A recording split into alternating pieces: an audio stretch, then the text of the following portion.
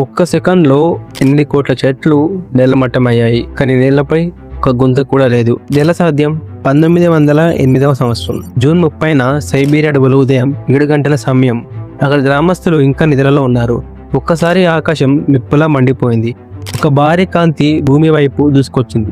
కొన్ని క్షణాల తర్వాత 2000 చదరపు కిలోమీటర్ల అడవి 1 నిమిషంలో నేలమట్టమైంది. సుమారు 8 కోట్ల చెట్లు అన్నీ ఒకే దిశలో కూలిపోయాయి. కానీ అక్కడ గుంత లేదు, క్రేటర్ లేదు, ఏం లేదు. లేదా అణుబాంబుల పని అయి ఉండొచ్చా?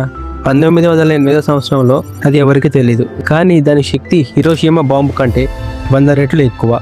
ఒకసారి ఆలోచించండి, ఇది లండన్ ఆర్ ముంబై పై పడి ఉంటే మన చరిత్ర వేరేలా ఉండేది. కానీ అది జరిగింది ఎవరు లేని అడవిలో. సైన్స్ సమాధానం ఇచ్చింది, అయినా సరే టుంగుస్కా మిస్టరీ ఇంకా పూర్తిగా ముగియలేదు.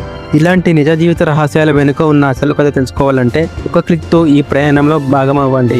అండ్ కంటెంట్ నచ్చితే లైక్, షేర్, ఇలాంటివి మిస్ అవ్వద్దు అనుకుంటే సబ్స్క్రైబ్ చేయండి. ఈ టాపిక్ మీద మీ ఒపీనియన్ ఏంటి? కామెంట్ చేయండి. Thanks for watching. Stay tune.